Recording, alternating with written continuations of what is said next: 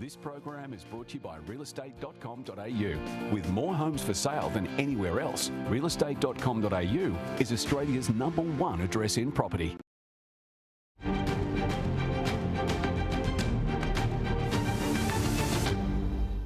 Thanks for being with us here on Business Now. Let's take you around the country just to see how the home auction markets fared over the weekend.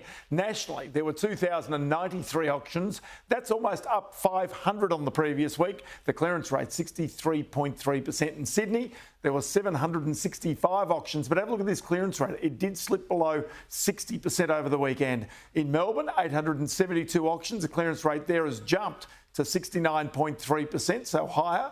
In Brisbane, 68 auctions, but here the sales rate is healthy, 69%. In Adelaide, 66 auctions, still the hottest market in the country. More than 77% of those were sold. In the ACT, 88 auctions, the clearance rate there, healthy also, just under 74%. And finally in Perth, just the 4 auctions, but also 662 private sales. Well, Anne Flaherty is an economist with the REA Group and joins me now. Anne, always good to chat to you. I mean, this is really fascinating, just looking at these markets right now, see how they're adjusting, not just to consumer demand, but also quite clearly to the potential of future interest rate cuts.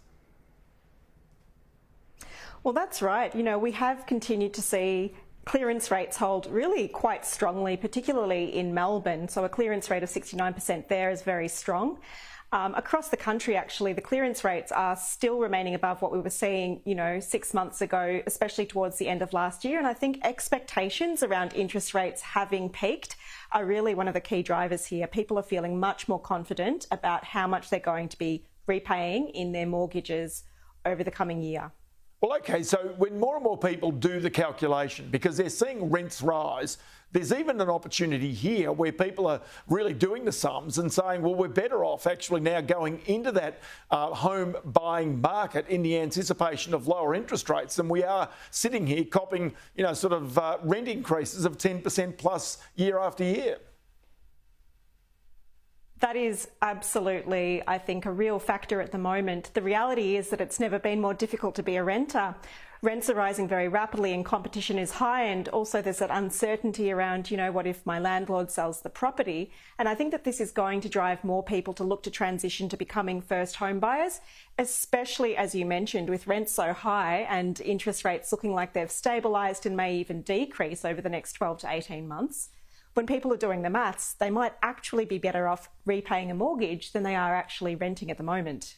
OK, then there's the fundamental issue in the housing industry right now, that the construction industry is on its knees. Builders don't want to build. So this problem that we have right now, rents rising, a squeeze on the supply of housing, it's not disappearing anytime soon, which again comes down in favour of home buying over renting.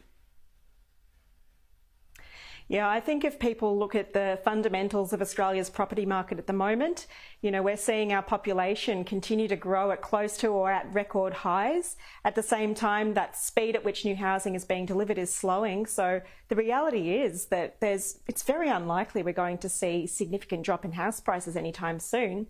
And in those markets where we are seeing strong demand and growing demand for housing, surely that's just going to continue to push rents and property prices up higher. But you just saw with an auction clearance rate in Sydney in particular, where the prices clearly are the highest, the demand has been the hottest, just starting to come off. You just wonder at what point even buyers start to reach a pain threshold with what they're prepared to pay for properties and what banks are prepared to lend them.